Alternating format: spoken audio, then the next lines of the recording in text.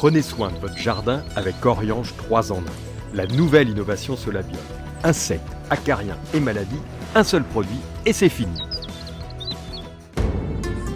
Bienvenue au jardin vous est proposé par ARS, le fabricant japonais d'outils professionnels pour la taille, la coupe et l'entretien de vos jardins et de vos espaces verts.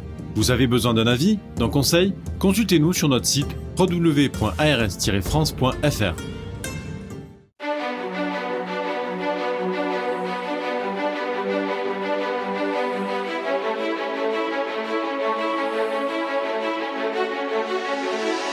News Jardin TV vous propose Bienvenue au Jardin, une émission 100% nature, animée par Patrick Mulan et Roland Motte. Bonjour à tous, heureux de vous retrouver. Nous sommes toujours un samedi, c'est le 26 juin, 177e jour de l'année. Bonjour Roland, tu es avec nous. Bonjour Patrick. Fidèle au poste. Oui, fidèle au poste. Pleine forme. Je maintiens ma position.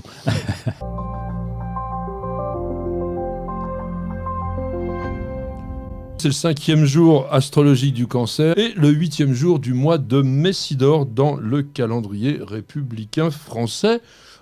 Ça, c'est important parce que c'est le jour de... L'échalote. Oh. On adore l'échalote. Oui. Au petit-déj ce matin, ça a été un... Oui. Quand on a la distanciation sociale, ouais, ça va. Non, l'échalote, plante magnifique, plante bulbeuse qu'on connaît bien et qu'on plante. Alors, ça dépend des régions. On va la planter au printemps ou en automne. J'évite, tu vois. Pour ma part, je la plante plutôt au printemps. Oui, c'est-à-dire qu'en automne, si vous avez un sol qui est extrêmement drainant et si vous avez également donc un hiver qui peut être assez doux, même si c'est plutôt rustique, bien que l'échalote soit plutôt originaire du sud. Donc, si c'est dans ces conditions-là, oui, vous pouvez planter à l'automne, comme on le fait d'ailleurs un petit peu avec l'ail, et nous sommes évidemment dans des alliums. Alors, pour beaucoup de scientifiques aujourd'hui, l'échalote ne serait en fait qu'une variété d'oignons.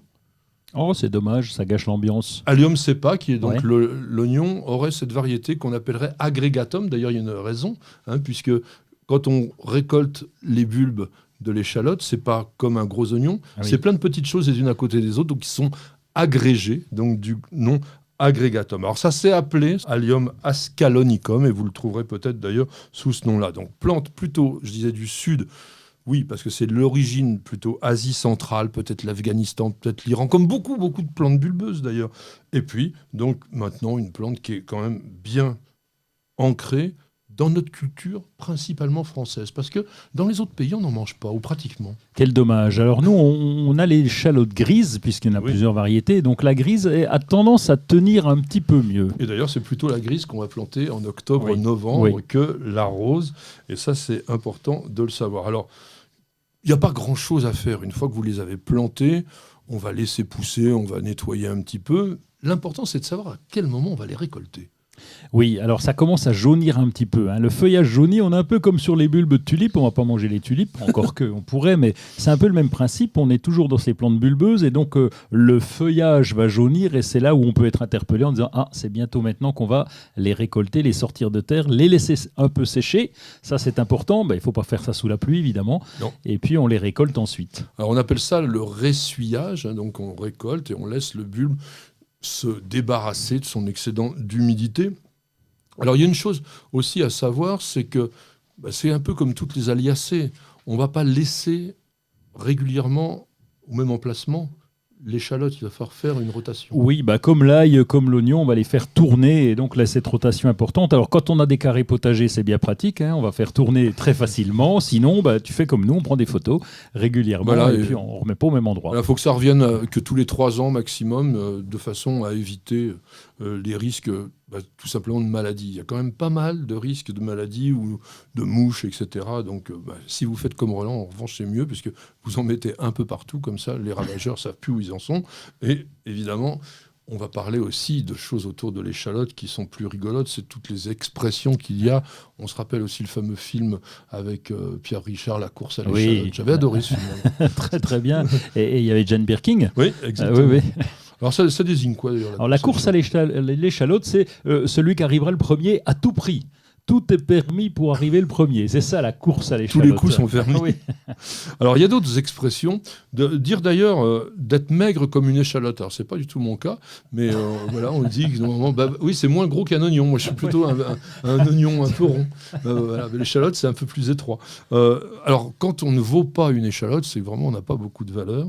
Et pousser comme une échalote. Pousser comme une échalote parce que ça pousse tout droit, donc ça veut dire grandir d'un seul coup. Voilà, grandir très rapidement. Ah ouais. Quand vous avez un enfant qui passe de l'enfance à l'adolescence, parfois, tchouk, hop, ils grandissent comme des échalotes. Et puis en langage culinaire, alors ça je ne savais pas, on dit carrément, je vous fais une échalote, c'est une sauce dans laquelle on mettra des échalotes. Alors aujourd'hui, le 26 juin, on a bien sûr un anniversaire, peut-être d'une personne qui est très très peu connue, mais qui a compté quand même dans le monde du jardin, enfin de la botanique. Je suis même capable de dire son nom. Donc c'est Lawrence Alexander Sidney Johnson. Oh là là, c'est bien. Super. Il était né donc le 26 juin 1925. C'est un botaniste australien. Et en fait, il a eu pendant toute sa carrière une passion particulière pour les eucalyptus, mais avec un regard de botaniste. Et il a, en 1995, séparé le genre Eucalyptus dans lequel il y a, je ne sais plus, 2000 espèces ou un truc comme ça. Il s'est dit, il y en a peut-être un peu trop. Et il a créé un autre genre qui s'appelle Corymbia et qui, aujourd'hui, renferme 113 de ces espèces d'eucalyptus. Donc voilà, je voulais lui donner un petit clin d'œil parce qu'on oublie un peu trop les botanistes qui, quand même, jouent un rôle énorme dans la connaissance et dans la science. Et on va quand même aussi dire que c'est la Saint-Anthelme de Chignin. C'était un évêque. Et il y a aussi la Saint-Mexan, qui était aussi un évêque dans le Poitou. Alors ton dicton, ou tes dictons, si tu veux. J'en ai un pourri, puis un qui est plus normal déjà. Je commence par le pourri, c'est à la Saint-Anthelme, même les cow-boys sont en selle. Alors, ça veut dire quoi? Alors ça n'apporte rien, ça veut rien dire. Je t'ai dit que c'était pourri, c'est pourri. C'est toi qui l'as créé? Oui, j'étais assez fier de moi cette nuit. Bravo. Merci. Et, un bon, là, s'il te plaît. Qui en juin se porte bien, autant chaud ne craindra rien. Alors moi j'en ai aussi un qui est pas pourri mais qui est un peu moyen et puis un qui est bien. Le bien c'est à la Saint-Mexan les cigales font chanter le jardin à Vélassan. Ah c'est joli. Et sinon pluie de Saint-Mexan les rosées se tachent, ça c'est vexant. Ah oui, c'est vrai que c'est vexant et c'est vrai qu'ils sont en train de se tacher là. Ah oui. Ah ouais la tache noire oui elle commence un petit peu. Il fait beau.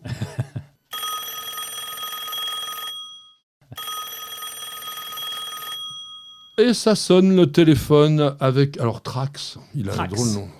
Eh ben oui. Alors, et en tout cas, il nous demande est-ce que le Buddleia yunanensis est invasif et dangereux pour les papillons au même titre que la variété ordinaire, donc le Buddleia davidi, je suppose. Voilà, qui n'est pas une variété mais une espèce. Hein, il faut faire de la botanique bien droite.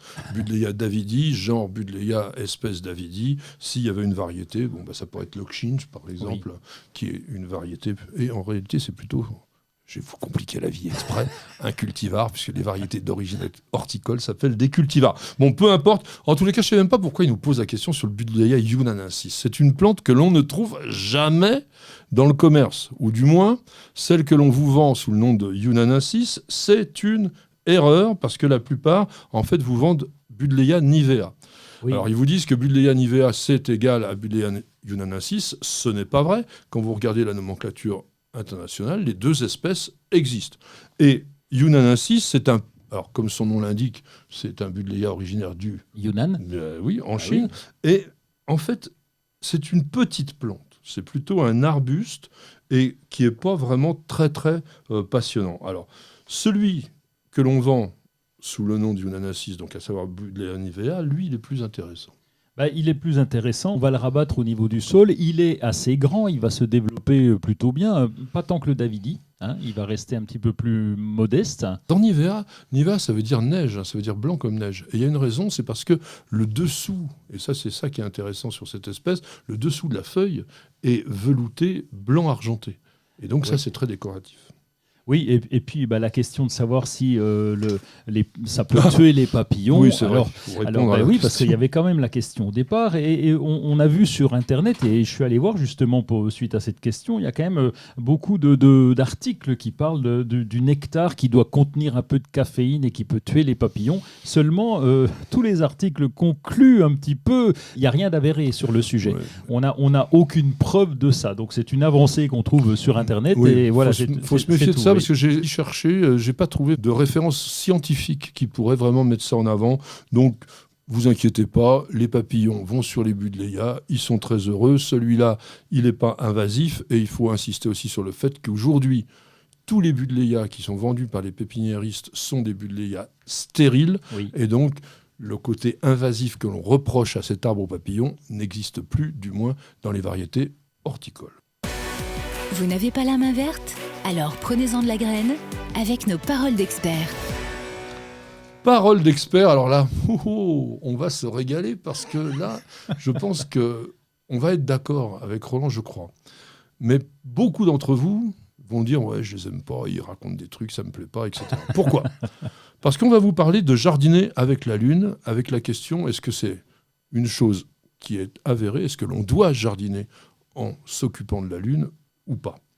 Alors pour commencer, je vais citer un des très très très très grands jardiniers qui a existé dans ce pays et qui s'appelle La Quintini, qui était le jardinier du roi Louis XIV et qui a tout simplement dit la chose suivante: la lune est la consolation des jardiniers malhabiles.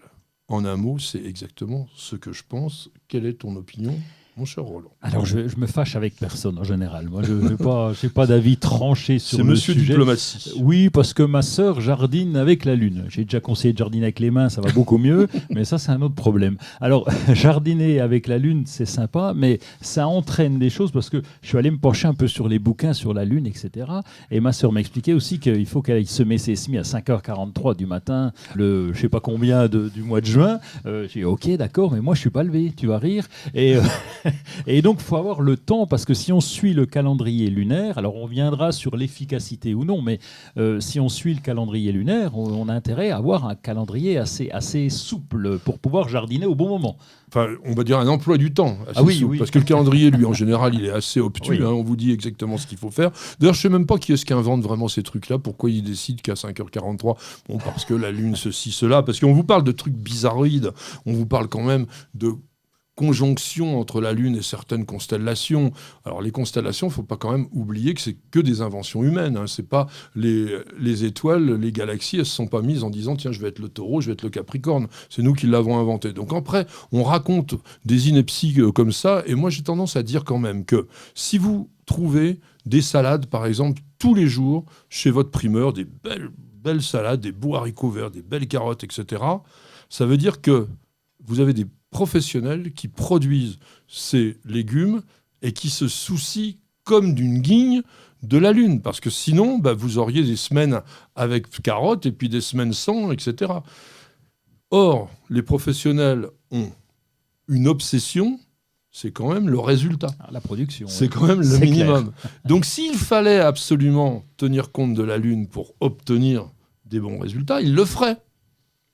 Mais comme ils ne le font pas, et qu'ils ont des bons résultats, j'en déduis d'une façon peut-être un petit peu simpliste, mais que ça sert fichtrement à rien. Alors, on va essayer quand même d'aller un tout petit peu plus loin, si ça te donne envie. Oui.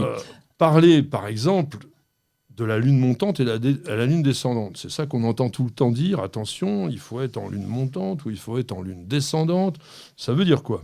Ça veut dire que la Terre tourne autour... la Lune, pardon, tourne autour de la Terre. On a essayé le contraire, mais elle n'a pas voulu.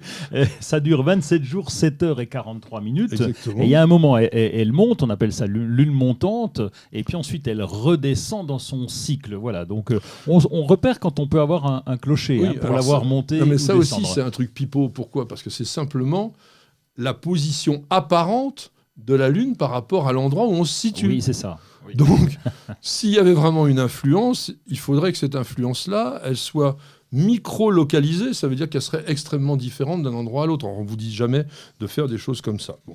Alors, ce qui est encore plus on va dire, pipeau, à mon avis, c'est que on vous dit la lune descendante, c'est pour les légumes de terre. Oui. C'est-à-dire ceux qui poussent plutôt style racine. Et puis la lune montante, eh ben, c'est pour les légumes de ciel. Déjà, le légume de ciel, c'est très scientifique comme destination. Donc les légumes de ciel, c'est ceux qui poussent vers le haut. Franchement, je crois qu'on se fiche carrément de la tête du... On avait fait des tests, un magazine qui sort depuis 1928 et qui nous avait demandé de faire des Rustica, tests. mais non, mais il faut le dire. Oui. Rustica gagne des sous énormément avec ce livre qui est plutôt pas mal fait, mais qui est un livre à gogo, quoi. Il faut le bien dire. Et, non, faut pas dire ça. Je te dirai pourquoi après. Mais est-ce que les conseils de jardinage sont bons, c'est ça? Oui, d'une part, et d'autre part, tiens, je vais te le dire tout de suite d'ailleurs. Oui. Quand on jardine avec la lune, ça veut dire qu'on jardine. Et chaque fois que quelqu'un prend une bêche, une serfouette, quelque chose pour jardiner, c'est déjà bien, même si sa motivation c'est la lune. Et en ça, je ne critiquerai pas là-dessus. Ça, il respecte. Oui, pourquoi voilà. pas d'ailleurs. Par contre, on avait fait des tests. Ils nous avaient demandé de faire des tests sur 4 légumes et 4 fleurs. Donc on avait semé lune montante et lune descendante. Alors on avait remarqué effectivement que premier semis qui était un petit peu en avance, me demande pas lesquels, je ne me souviens plus. Et par contre on est allé jusqu'au bout, jusqu'à la récolte. Et à la récolte on avait la même récolte. Il n'y a pas eu de différence. Il y avait des haricots je crois, et il n'y a pas eu de différence entre les récoltes, quoi. Il n'y avait pas 1 kilo d'écart entre chaque. Donc rien ne sert de courir, il faut partir à point. En tous les cas, pour aujourd'hui, 26 juin 2021, on vous dit qu'avant 14h44, ça sera un jour de fruits et de graines, et que jusqu'à 14h44, il faudra semer le maïs doux, les haricots, etc. Bon, vous faites comme vous voulez. En tous les cas, ça fait de mal à personne. Bienvenue au jardin. Patrick Mulan, Roland Motte. Alors Roland, nous allons faire quelques petites actualités. Qu'est-ce que tu vas nous... Ah, il va ramener sa fraise, dites donc. Oui, je vais ramener ma fraise parce qu'on n'en parle pas assez. On parle des fraises d'Espagne et machin et tout. Mais j'aurais juste parlé, bon, c'est un petit peu la fin de saison, mais quand même, il y en a encore. La fraise du Périgord, et c'est une indication géographique protégée en Europe. Et je reçois un mail par semaine maintenant. Oui. Alors je lui dis, je vais en parler comme ça. C'est que des mails oui, c'est que des pas de mails. Je barquette. reçois pas les fraises. Oui, ça. Alors donc je dis, pour les gens de la fraise du Périgord, si vous pouvez m'envoyer des fraises, ça sera bien aussi. D'autant qu'ils ont la Mara des Bois qui est très aromatique. En tout cas, c'est intéressant parce que c'est vraiment une indication géographique protégée. C'est une reconnaissance européenne depuis 2004. Et donc, c'est bien de déguster nos fraises, d'ailleurs aussi, mais du Périgord en particulier. Mais en tous les cas, c'est la seule aussi en Europe en matière de fraises, donc c'est important. Alors, au niveau des nouveautés végétales et de saison, puisque c'est la période où on plante les iris. Moi, j'aime beaucoup Richard Cailleux. C'est un très, très bon hybrideur de la région de Gien, donc dans le Loiret. Chaque année, il crée des variétés. Là, j'ai retenu 3 variétés de son nouveau catalogue, création par lui-même. Alors, peut-être c'est un des plus beaux que j'ai jamais vu. Il s'appelle Brin de Folie. Brin de Folie, alors en fait, il a des pétales crème, légèrement... on va dire saupoudré de jaune un peu plus acide, avec des sépales lavande.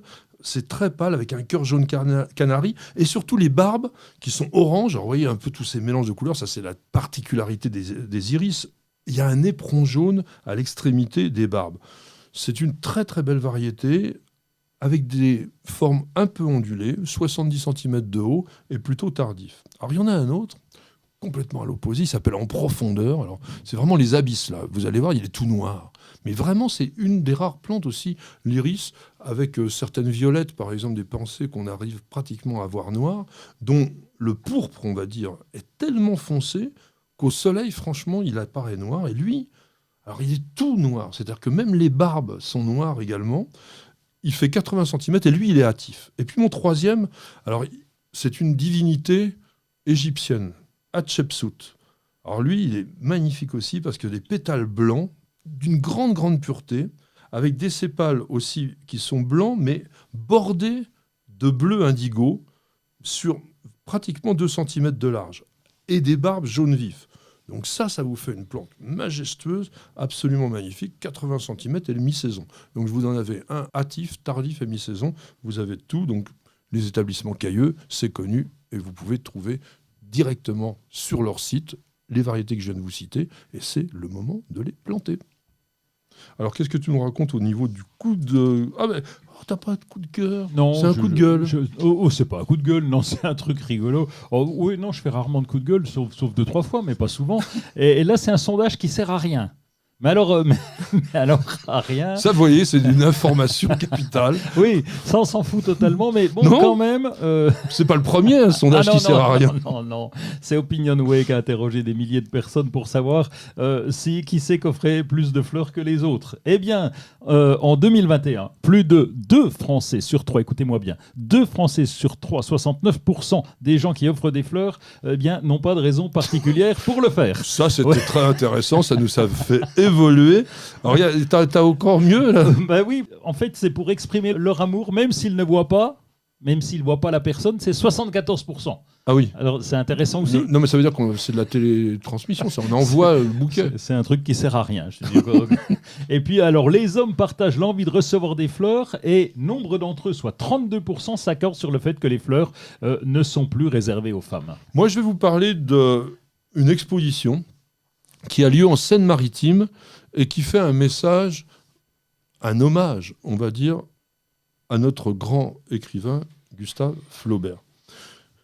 Le jardin de l'abbaye de Bocherville, alors c'est un jardin qui est très intéressant parce qu'il est une sorte d'archétype du petit jardin à la française, très bien léché, très beau potager également, verger, etc. Donc évidemment un jardin qui a été labellisé jardin remarquable, va faire des expositions temporaires jusqu'à la fin de l'année pour mettre en valeur l'œuvre de Flaubert à travers les plantes qu'il a pu tout simplement citer ou mettre en scène dans ses livres. C'est un tout petit peu un télo, mais c'est une manière de mettre les jardins aussi en évidence. Et si vous êtes du côté de la Seine-Maritime, je vous conseille tout simplement d'aller voir ces jardins de l'abbaye de Bocherville. Ouais, c'est un petit peu compliqué comme nom. Bocherville, ouais, ça serait dans le Grand Est, ça serait mieux. Hein, donc je crois que j'ai besoin un petit peu de me reposer, donc on va faire une pause avec nos annonceurs en publicité et on revient tout de suite. Ça va chauffer avec le Green Power d'Ozlock. Des herbeurs électriques sans flamme et 100% naturels. Ozlock, conçu par des jardiniers pour des jardiniers. Parce qu'on devrait tous commencer la journée par un bol d'oxygène. Parce qu'il y a des réveils qu'on échangerait contre aucune grasse mat. Parce que mettre du beau partout, ça fait du bien tout le temps. Parce qu'une bonne promenade, ça fait battre 2 cœurs. Parce que ça fait grandir de faire pousser quelque chose.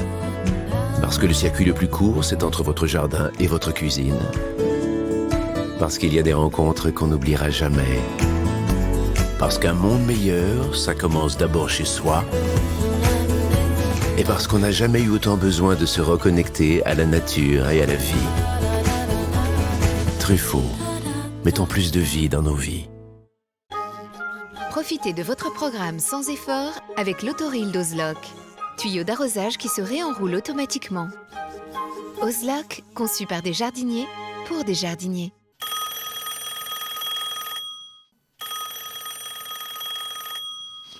Ça sonne, mon cher Roland, ça sonne, ça sonne. Que se passe-t-il? Eh bien, il y a Frenchyman 77 qui nous interpelle et qui dit « J'ai une Dionée qui est vivante mais bien petite. Elle végète et ne fait rien. Pas de mâchoire et certaines petites tiges noircissent. Je ne lui donne pas trop d'eau. Le contenant est assez grand. Que faire selon vous ?» Mon cher Patrick. Je dirais qu'il faut revoir complètement la culture de la Dionée. Alors, attendez. C'est compliqué quand même. C'est ce que j'allais dire. Oui. C'est vraiment pas un cadeau à faire que d'offrir à quelqu'un une Dionée. Donc je vous rappelle, la Dionée, c'est cette petite plante carnivore qui est très particulière puisqu'elle fait des feuilles en forme de mâchoire qui se referment lorsqu'un insecte vient toucher un des poils tactiles qu'il y a à l'intérieur de cette feuille. C'est une plante qui vit à l'origine dans des marécages aux États-Unis, qui n'aime pas du tout le froid, mais qui n'aime pas du tout le chaud. Oui. C'est-à-dire qu'en hiver, si vous en faites une plante d'appartement, de toute façon, ça ira pas. Il faut plutôt mettre ça dans une véranda entre 8-10 degrés pour l'hiver. En été, vous pouvez la mettre à l'extérieur. Le problème numéro 1 de la Dionée, c'est l'eau. La moindre gouttelette même, d'eau calcaire et chlorée, c'est-à-dire de l'eau de ville, la fait irrémédiablement se transformer en une espèce de truc tout noir et crevard. Donc, première chose, eau de pluie et de pluie.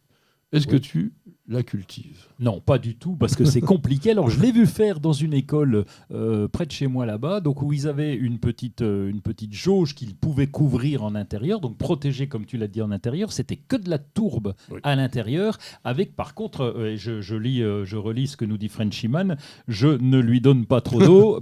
Donc là, ça coince, comme tu l'as dit, plante marécageuse. Là, il faut, mon cher Frenchyman, apporter beaucoup plus d'eau de pluie, comme l'a dit Patrick. Et ça doit donc absolument toujours être humide. La tourbe est un bon substrat. L'idéal serait de mélanger cette tourbe avec du sphagnum, de préférence du sphagnum vivant. Le sphagnum étant une mousse que l'on arrive encore à trouver dans certains commerces jardins. On l'utilisait jadis pour faire un substrat orchidée. Aujourd'hui, on en voit moins parce que c'est aussi une exploitation. Un petit clin d'œil, encore une fois, enfin plutôt un aparté. La nature, c'est formidable. Mais quand on l'exploite de trop, eh bien, on la met aussi en danger. Donc, de temps en temps, fabriquer des produits dont on a besoin, c'est mieux aussi que d'aller les piquer dans la nature. C'est pour ça qu'on trouve de moins en moins de ce sphagnum. Alors, dernière chose donc, sur la dionée, jamais trop de plein soleil, mais quand même une certaine lumière. Et n'oubliez pas que c'est une plante qui est dormante en hiver, donc il est normal aussi qu'en fin de saison, elle perde son feuillage et elle s'endorme sous forme d'une sorte de... Ça ressemble un peu à un bulbe, tout simplement. Vous cherchez la petite bête ? Toutes les réponses dans le dossier de Bienvenue au Jardin. Alors là, c'est intéressant ce que l'on va essayer de vous raconter parce que nous avons beaucoup de questions autour de cela.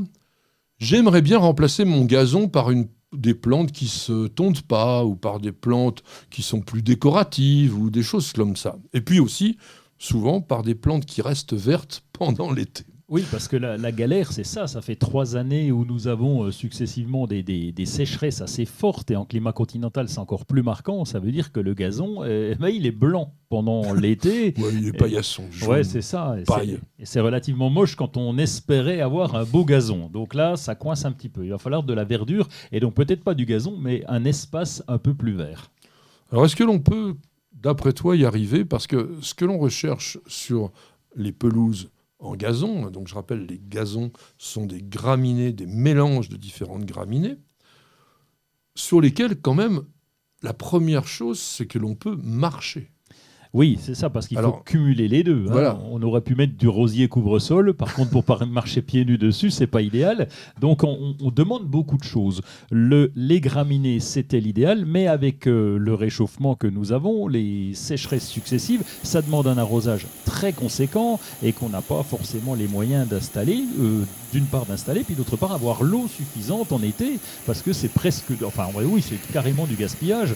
Autant laisser le gazon sécher, repartir avec les premières pluies. Ça, c'est une bonne chose que l'on peut quand même vous conseiller. Ne vous inquiétez pas outre mesure de l'aspect déplorable, je dirais, du gazon après une forte chaleur. On a l'impression même carrément que c'est mort. Beaucoup de plantes qui auraient cet aspect-là mourraient. Mais à la première pluie ou aux premières pluies, le gazon généralement reverdit. Alors, qu'est-ce que l'on peut utiliser pour remplacer ?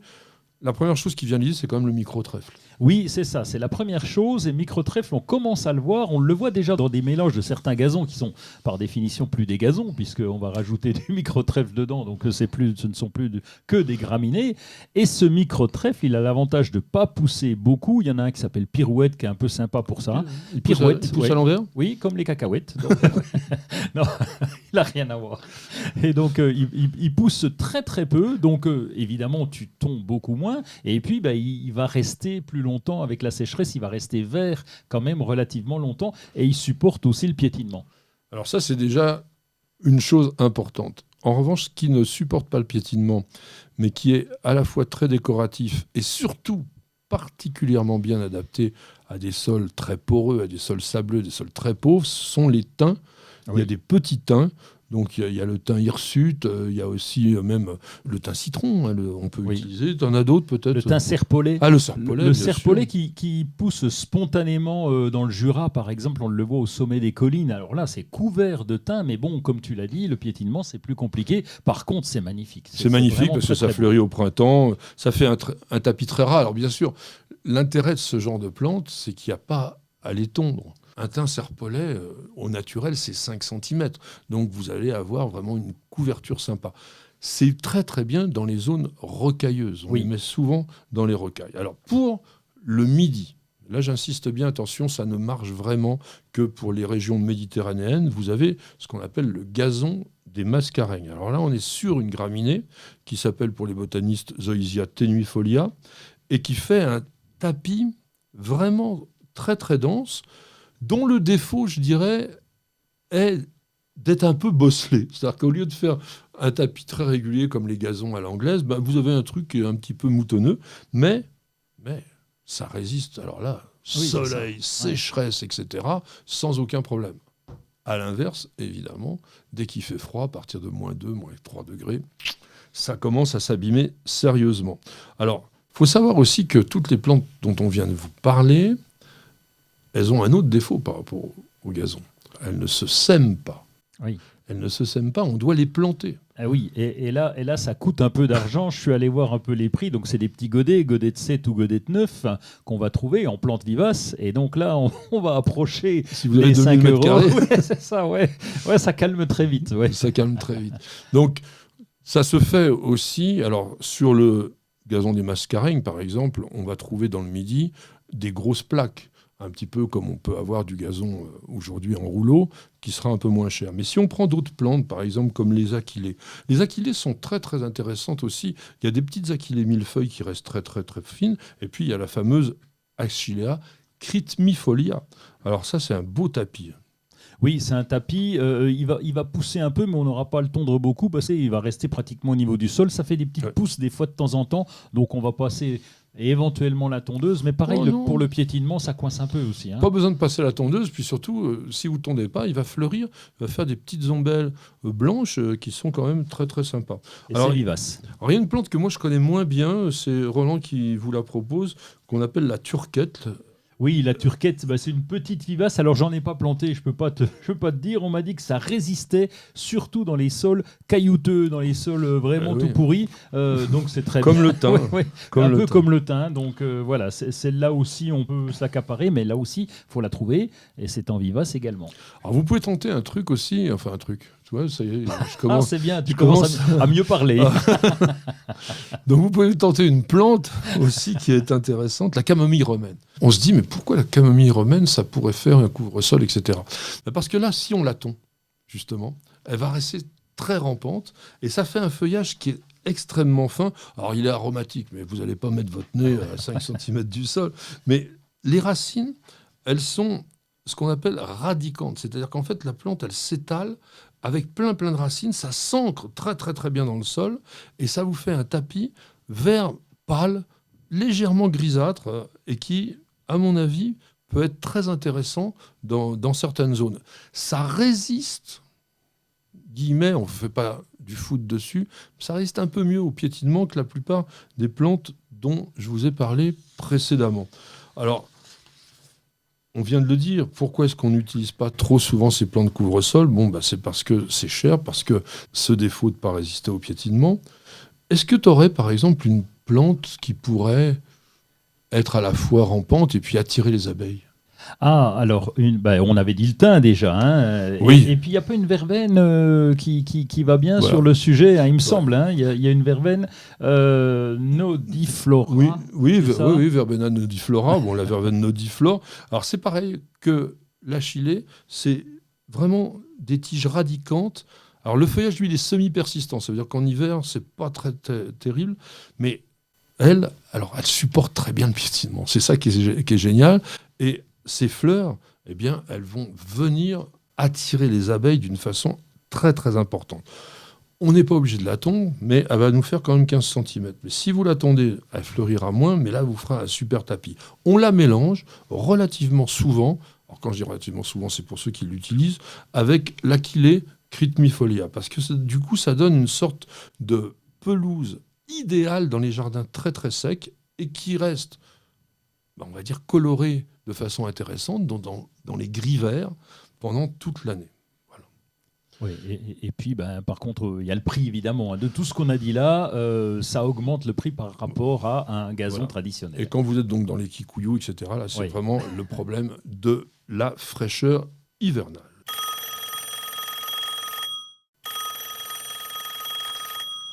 Qui est-ce qui appelle, mon cher Roland ? Eh bien, c'est Noëlla. Ah ! Noëlla qui est là et qui dit « Ma bruyère est toute brune et n'a pas l'air de vouloir repartir depuis le début du printemps. Pouvez-vous me dire pourquoi ?» Alors, il n'est pas dit qu'on puisse dire pourquoi, parce qu'il y a plein de raisons qui pourraient faire que cette bruyère aurait passé l'arme à gauche. Je pense quand même qu'on peut dire pourquoi, presque à coup sûr, c'est qu'il y a un problème de sol. On va dire qu'une bruyère qui, au printemps, reste toute marron, c'est à l'évidence une plante qui n'a pas bien supporté, alors pas le froid, parce que à part les bruyères arborescentes qui sont des plantes beaucoup plus frileuses, mais les bruyères tapissantes, elles sont bien résistantes au froid. Mais elles ne supportent pas, c'est l'humidité stagnante dans le sol. Donc si vous avez un sol plutôt argileux, a fortiori argilo-calcaire, parce que la bruyère est plutôt acidophile, là, ça commence à poser problème. Oui, et puis il y a tellement de choses. Je te disais, on ne va pas savoir pourquoi, mais comment elle a été plantée ? Est-ce qu'elle a été suivie ? Est-ce qu'elle a été plantée l'été dernier ou pas ? Donc voilà, il faudrait en avoir un petit peu plus sur le sujet. Alors il faut savoir aussi une autre chose, c'est que les bruyères sont sensibles à une très redoutable maladie qu'on appelle le Phytophthora cinnamomum. C'est le dépérissement, tout simplement. Donc encore une fois, dans les sols compacts, humides, principalement au printemps, vous avez l'ensemble de la plante qui se met à brunir, mais d'un coup. Et ça le fait aussi beaucoup sur d'autres plantes de tas de bruyère. Même sur les conifères ? Alors sur les conifères, c'est un peu plus rare. Le Phytophthora cinnamomum sur les conifères, et notamment les thuyas, a été surtout observé sur les plantes qui étaient cultivées en pot ou en conteneur.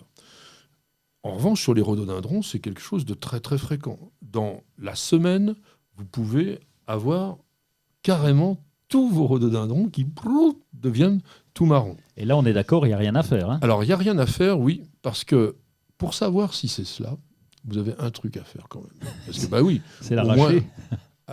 Oui, il faut l'arracher.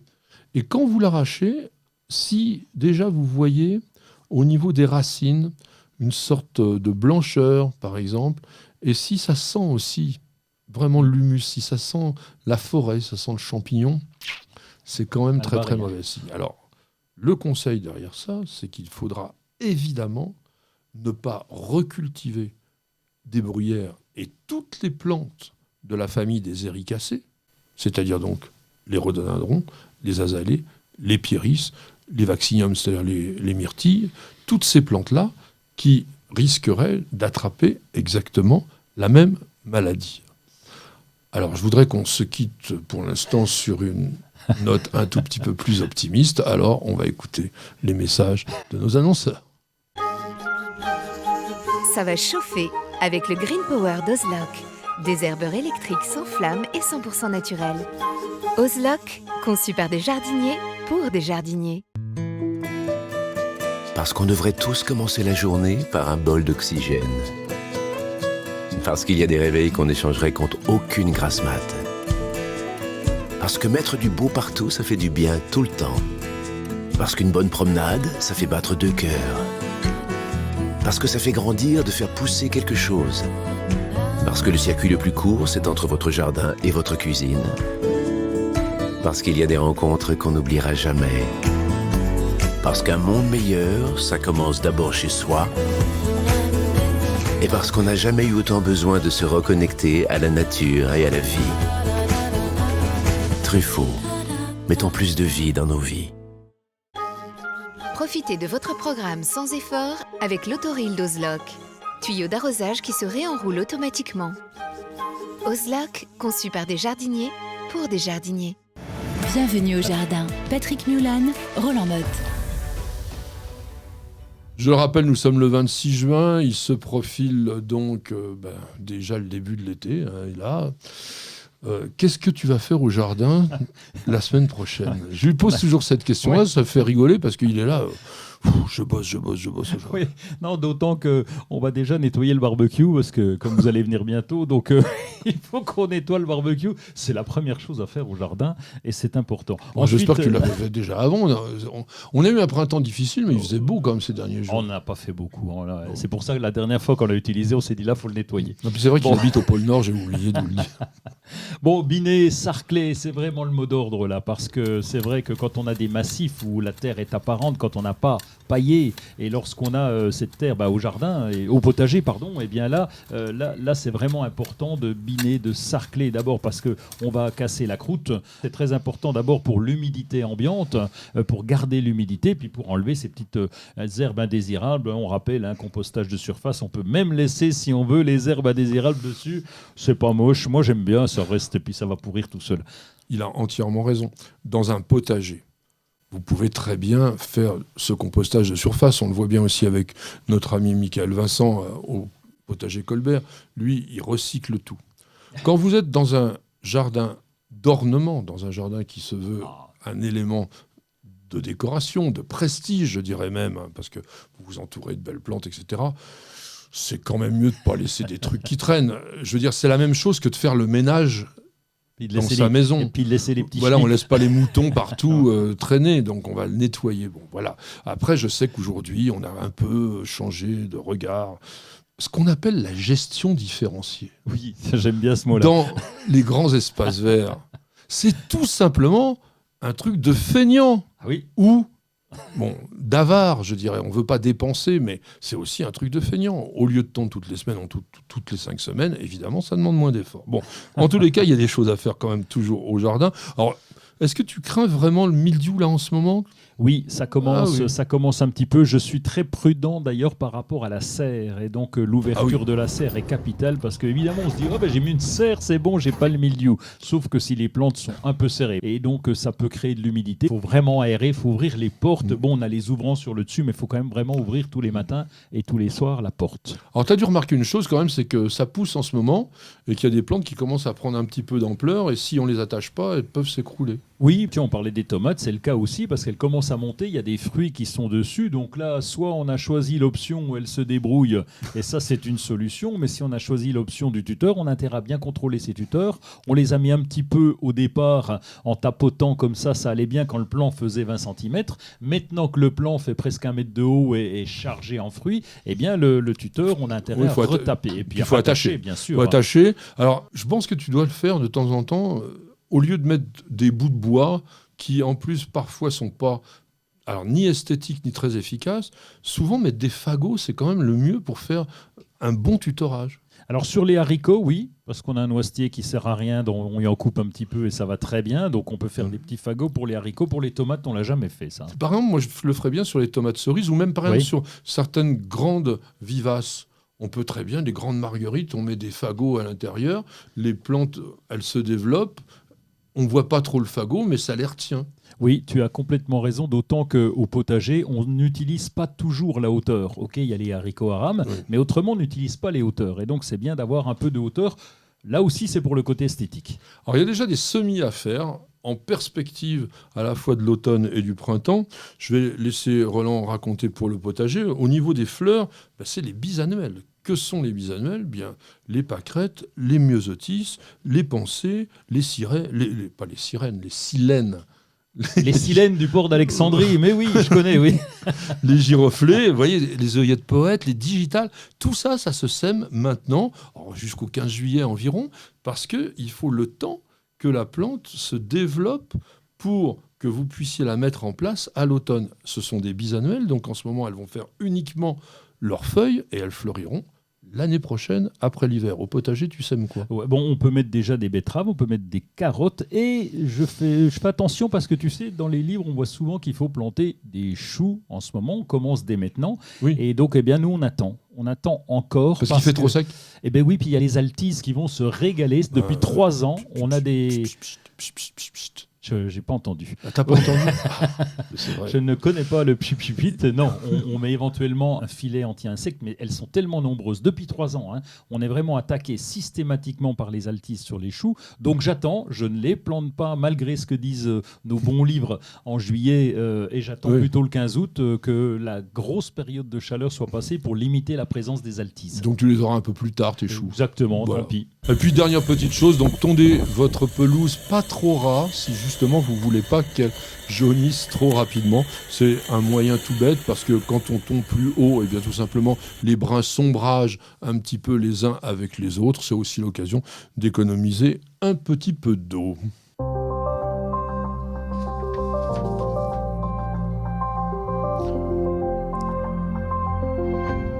Lisons, surfons, mon cher Roland. Surfons avec, tu as parlé la semaine dernière, tu avais un livre de la salamandre, je crois, ou Oui, oui, il y a 15 jours, je ne sais plus quand c'était. La salamandre. On les aime bien. Ah bah ouais, donc je suis allé sur salamandre.org et il y a un concours sur la guêpe. Et donc, oui, vous allez C'est pouvoir... quoi, c'est attraper les guêpes? Non, du tout, c'est plus simple que ça, mais les attraper, mais en photo.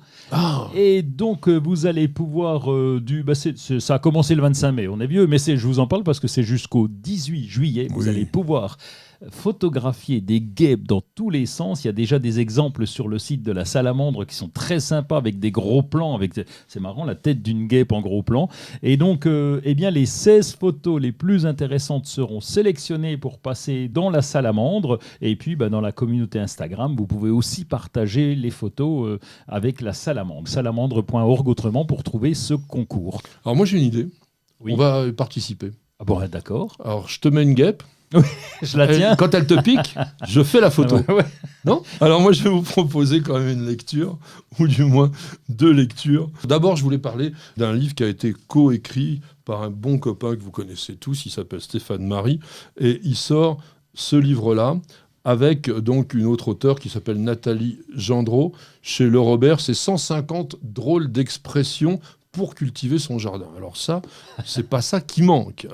Bon, faire chou blanc, tiens, on t'a jamais dit que tu étais un vrai gland, par exemple. Ah, si, plusieurs fois. C'est un compliment, je présume. Ou fleur bleue, peut-être.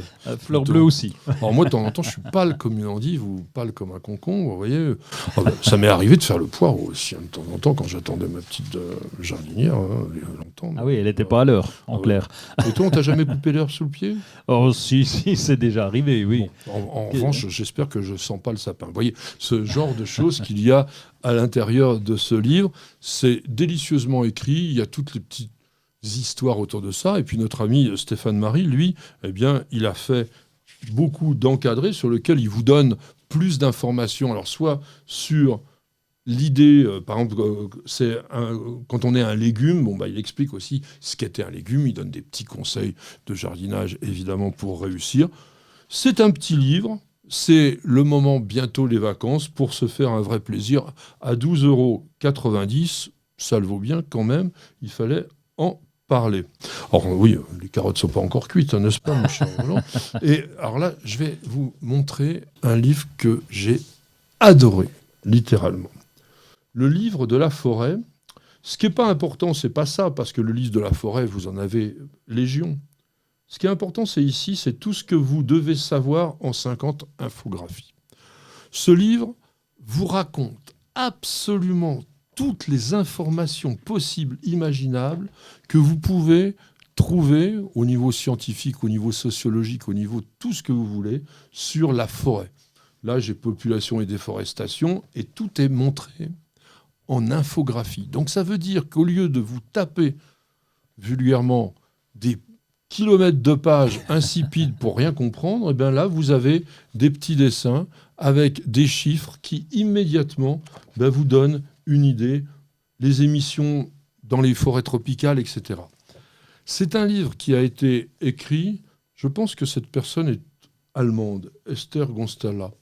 Elle a déjà écrit d'autres livres un petit peu dans cet esprit-là, parce qu'elle est très douée en dessin, et d'ailleurs, on se fait vraiment un plaisir à regarder ça. On vous parle de l'agroforesterie, par exemple. Ah, oui. Vous voyez. C'est vraiment, franchement, c'est très, très bien pour tout le monde. Pour les enfants, parce que c'est relativement accessible. Bon, peut-être qu'il faut que les parents aident un tout petit peu, mais vous avez la forêt et les hommes, vous avez toutes les idées que l'on trouve, même les forêts sous-marines, on vous parle aussi de la surexploitation des algues, etc., des pollutions qui sont liées à ça. C'est simple, il y a tout. C'est une pile d'informations scientifiques. Donc ça s'appelle Le Livre de la Forêt, c'est chez Plume de Carotte, ça vaut 24 €, et ça, je peux vous dire, vous allez vous régaler.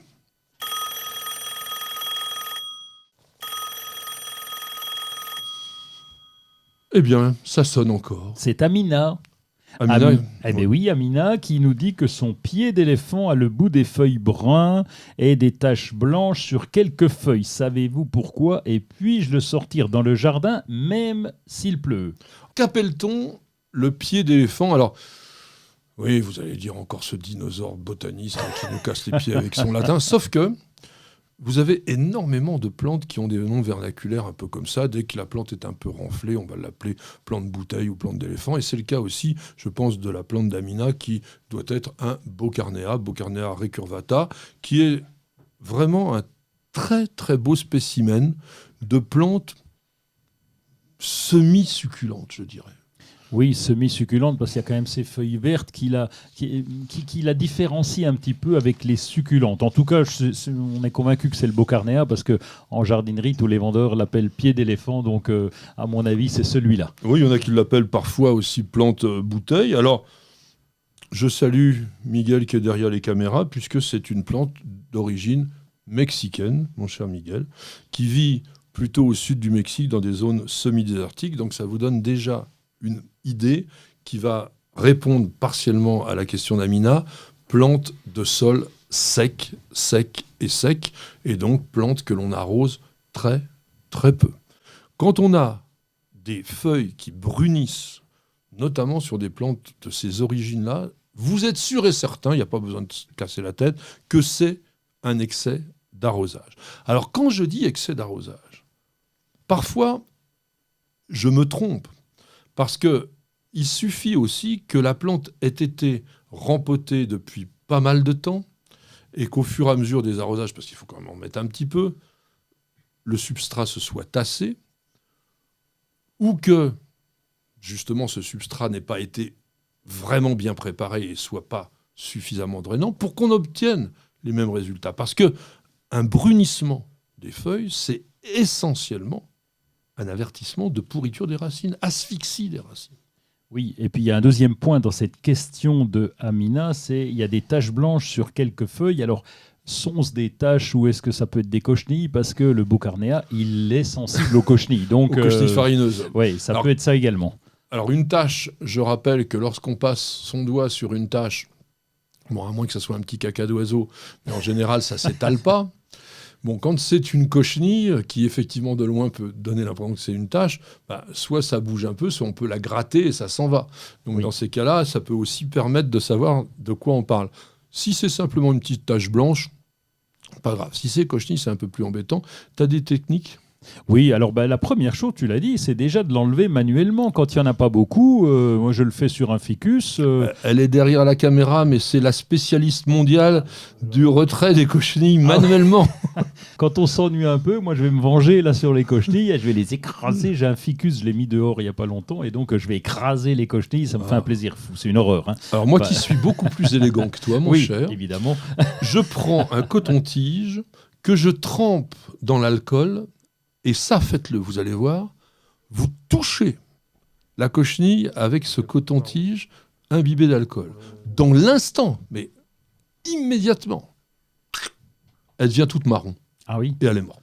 Bon, comme nous quand on boit de l'alcool, quoi. On est un peu on est marron dans ces cas-là. Alors, donc, et puis il y a une autre technique, c'est celle que tu as déjà expliquée avec ta petite recette avec 3 cuillères à café contre les cochenilles. Je te laisse là. Savon noir liquide, alcool à 90 et huile de colza. Vous mélangez tout ça, donc 3 cuillères à café dans un litre d'eau, vous touillez et vous traitez avec un pulvérisateur. Si ce sont des cochenilles à bouclier, il vaut mieux faire 2 traitements à une demi-heure d'intervalle. Vous recommencez le traitement tous les 8 jours. Patrick, Roland, racontez-moi une histoire de plante, de jardin ou de jardinier.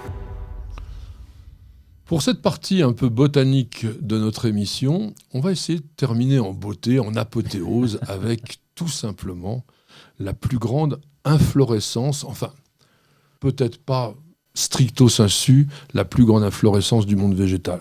On va dire que c'est la plante herbacée qui développe la plus grande inflorescence. Il s'appelle l'arôme titan. Pour les botanistes, c'est Amorphophallus. C'est vraiment extraordinaire. Amorphophallus titanum, évidemment, j'ai oublié. Alors, mon cher Roland, tu connais cette plante ? Eh ben écoute, oui, un petit peu. J'en ai vu une fois, donc c'est très impressionnant. Le phallus de Titan. Ça, par contre, j'avais bien retenu. Et on m'avait dit, tiens, ça, c'est un phallus de Titan. Et donc, j'avais assimilé plein de choses, mais je me suis trompé depuis. J'ai appris que c'était une plante. Une aracée, en fait. Oui, on va dire un arôme géant. Oui, c'est ça, un arôme. Et puis, donc, ce grand machin qui pousse au milieu et qui sent un peu le pâté. Hein. Si tu manges ce genre de pâté, je ne vais pas chez toi. Non, écoutez, c'est une plante qui est tellement malodorante qu'on peut ressentir ces effluves de cadavres, de viande avariée, de poissons pourris à plusieurs centaines de mètres. Alors, c'est peut-être la plus grande inflorescence des végétaux herbacés, mais c'est aussi celle qui sent le plus mauvais, il faut en être certain. Alors, je disais qu'on allait peut-être se bagarrer avec Roland par rapport à ce que je disais sur la plus grande inflorescence du monde végétal, parce que il m'a rappelé, lorsqu'on a préparé cette émission, avec fort justesse, qu'il y avait un palmier qui faisait mieux. Oui, il y a un palmier qui fait mieux, j'ai perdu son nom à celui-là. Il s'appelle Corypha imbraculifera, oui, c'est le talipo. Il joue dans une autre cour, lui, il a 10 mètres de haut, lui, alors, pas loin. C'est même plus que ça, c'est-à-dire que rien que la feuille du talipo, elle peut faire environ 3 mètres, 3 mètres 50 de diamètre. C'est un très très très beau palmier, le talipo, que l'on rencontre essentiellement en Inde du Sud et à Sri Lanka. Moi, la première fois que j'ai vu ça, j'ai dit waouh. Alors, j'ai jamais vu l'inflorescence, parce que le problème du talipo, c'est qu'il est monocarpique. Ah oui. Donc, monocarpique, je rappelle, mono, ça veut dire un, carpos, ça veut dire fruit. Il ne fructifie qu'une seule fois dans sa vie. Donc, on n'a pas intérêt à favoriser la fructification, parce qu'après, on n'aura plus que les rejets au pied, il faudra encore attendre une trentaine d'années. Comme les broméliacées, quoi, le même principe. Voilà, comme les broméliacées, exactement. Sauf que donc, l'inflorescence du talipo, elle est gigantesque, puisqu'elle peut atteindre 6 à 8 mètres de haut. C'est très, très grand. Mais là, on n'est pas dans la même catégorie que l'arôme titan, et on va revenir à cet arôme titan. L'arôme titan, donc, dont Amorphophallus, ça veut dire quoi ? Ça veut dire un phallus difforme. Parce que c'est vrai que lorsque vous regardez le spadis, donc cette espèce de gros zizi dressé, je dirais. Oui, c'est ça, ça ressemble à ça. Oui. Mais grand. Oui, grand. Oui. Eh bien, il n'est pas tout droit. Il est un peu biscornu. Et donc, les botanistes ont eu l'idée de l'appeler comme ça. C'est une plante originaire de Sumatra, donc qui vit vraiment dans les forêts profondes. Il y en a peut-être encore quelques exemplaires aussi à Bornéo. Et une plante qui a été découverte relativement récemment, en 1878, un botaniste italien qui s'appelle Odoardo Beccari découvre la plante. Alors, au départ, il n'a pas de bol, parce qu'on lui raconte, oui, vous allez voir, plante gigantesque. Vous savez, c'était l'époque aussi où il y avait ces fameuses plantes incroyables. On disait, il y a des arbres qui mangent les gens, etc. Là, on lui dit, tu vas voir, il y a une plante, une fleur, mais où ? Alors, on l'emmène au fin fond de la forêt. Première fois, il voit que des feuilles. Bon, pas terrible. Et puis, il y retourne, et puis, il arrive à voir des fruits. Et là, on est le 6 août 1878.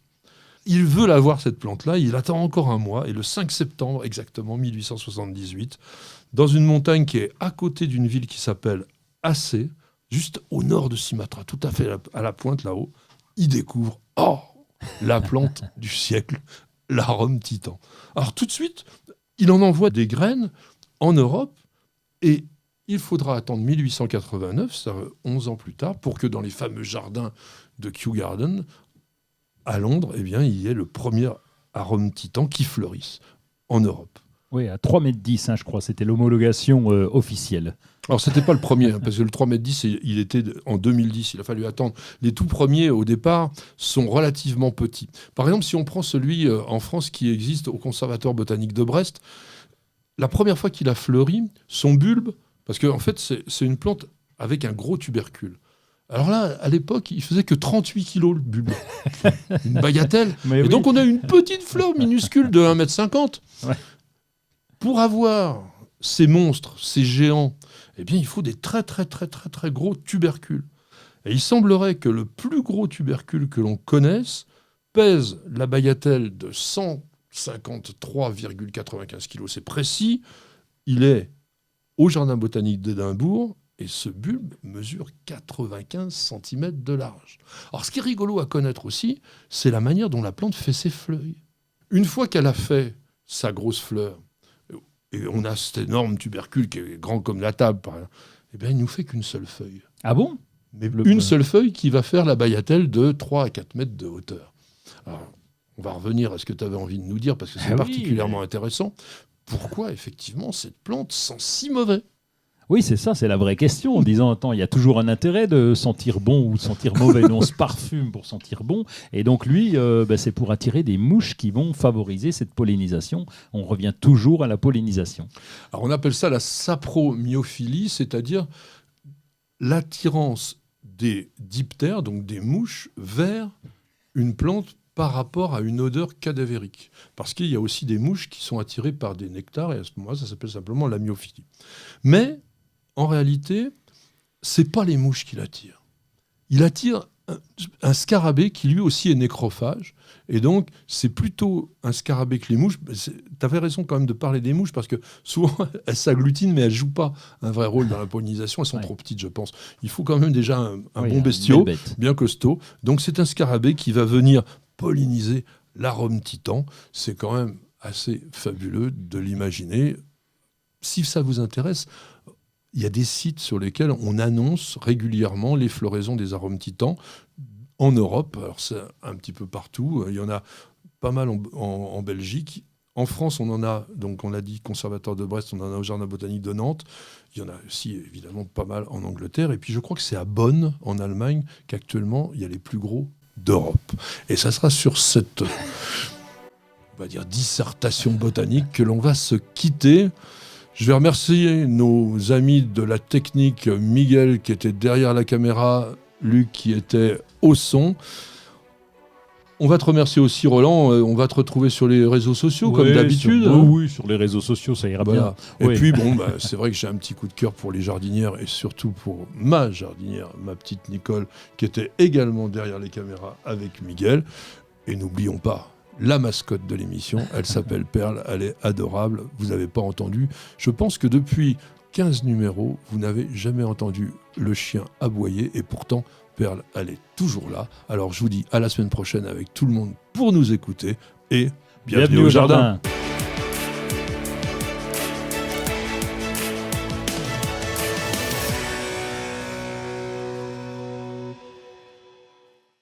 Prenez soin de votre jardin avec Oriange 3 en 1. La nouvelle innovation Solabiol. Insectes, acariens et maladies, un seul produit et c'est fini. Vous avez écouté Bienvenue au jardin avec ARS, le fabricant japonais d'outils professionnels pour la taille, la coupe et l'entretien de vos jardins et de vos espaces verts. Vous avez besoin d'un avis, d'un conseil ? Consultez-nous sur notre site www.ars-france.fr. Vous aimez nos vidéos, vous regardez régulièrement nos émissions Découverte Jardin et Jardiner, ça fait du bien. Alors n'oubliez pas de vous abonner, il suffit de cliquer sur la cloche et vous serez mis au courant régulièrement de toutes nos publications et ceci est totalement gratuit. Et puis nous avons également un site internet dans lequel il y a énormément d'informations, alors www.newsjardintv.com, c'est la bonne adresse.